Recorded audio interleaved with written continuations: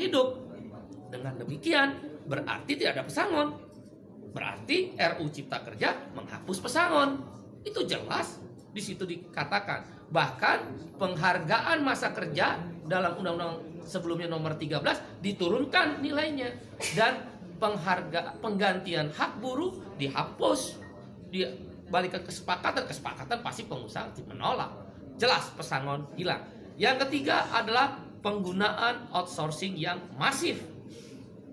Yang sebelumnya outsourcing hanya 5 jenis pekerjaan, sekarang diperbolehkan. Sekarang semua jenis pekerjaan dan tidak ada batas waktu. Seumur hidup anak kita, para ibu yang susah-susah menyekolahkan anaknya, yang berjibaku pontang-panting mencari rezeki tambahan untuk menyekolahkan anaknya, negara membuka ruang.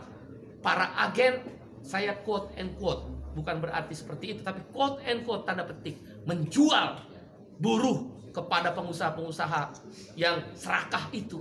Karena sekarang bisa melalui agen bebas seumur hidup dan tidak jelas masa depannya. Yang keempat adalah alasannya karyawan kontrak sekarang bebas. Dulu karyawan kontrak harus ada persyaratan. Boleh menggunakan karyawan kontrak kalau paling lama 3 tahun pekerjaan itu.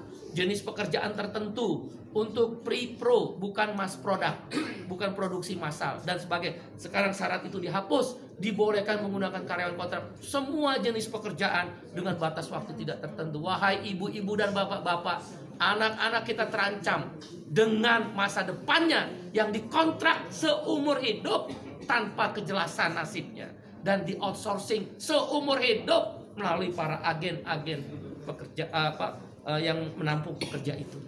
Berbahaya buat negara ini, terlalu liberal, tidak ada perlindungan negara kepada rakyatnya. Yang kelima adalah social security, jaminan sosial dihapus, khususnya jaminan kesehatan dan jaminan pensiun. Dengan berlakunya upah per jam atau istilah dalam undang RU tersebut persatuan waktu, maka tidak ada lagi kewajiban untuk membayar jaminan kesehatan dan jaminan pensiun. Bagaimana menghitung pensiunnya dengan upah per jam? Ditambah dengan adanya outsourcing dan karyawan kontrak yang bebas, siapa yang bayar jaminan pensiun para buruh dan pekerja itu? Dunia pekerjaan Indonesia terancam, pekerja-pekerja lokal terancam. Ditambah yang keenam alasannya adalah tenaga kerja asing. Dulu harus mendapatkan izin menteri, sekarang hanya sekedar pengesahan tanpa perlu izin menteri. Siapa yang kontrol bahwa buruh kasar tenaga kerja asing bisa masuk? Sekarang saja yang ada izin tertulis menteri bisa hilang, bisa banyak orang buruh kasar tenaga kerja asing masuk. Sudahlah outsourcing, sudahlah kontrak bebas, sudahlah upah murah, sudahlah masa depan tidak ada, buruh-buruh asing bisa bekerja di startup dan lembaga pendidikan sekarang bebas untuk memakai jasa tenaga kerja asing. Itu berbahaya, mengancam pekerja lokal. Yang ketujuh adalah yang kita sebut dengan waktu kerja. Sekarang ini maksimal adalah 7 jam sehari dalam 6 hari kerja, Senin sampai Sabtu, atau 8 jam sehari dalam 5 hari kerja, Senin sampai Jumat. Dalam RUU Cipta Kerja dihapus semuanya. Hanya dikatakan maksimal 40 jam seminggu. Berarti orang boleh bekerja, buruh dipaksa bekerja 14 jam seminggu.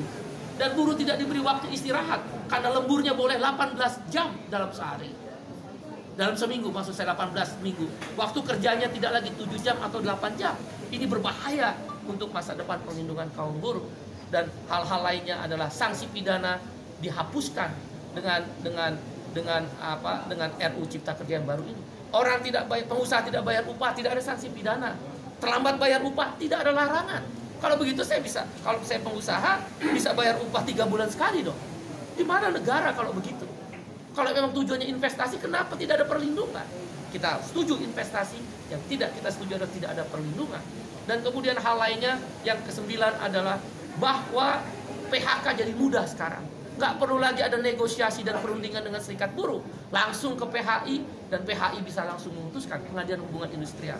Jadi karena itu kami berpendapat 9 alasan KSPI menolak RUU Cipta Kerja yang sudah resmi diserahkan DPR akan dilakukan perlawanan. Bagaimana kalau kemudian DPR tetap mengesahkan RUU tersebut? Ada 3 langkah yang kami lakukan. 1, aksi besar-besaran selama pembahasan di DPR, maupun kalaulah dipaksa untuk disahkan yang merugikan buruh tadi. Aksi nasional, aksi daerah, bahkan tidak menutup kemungkinan aksi yang melibatkan komponen yang lebih luas. Kawan-kawan mahasiswa, mereka terancam. Begitu masuk pasar kerja, tidak punya masa depan.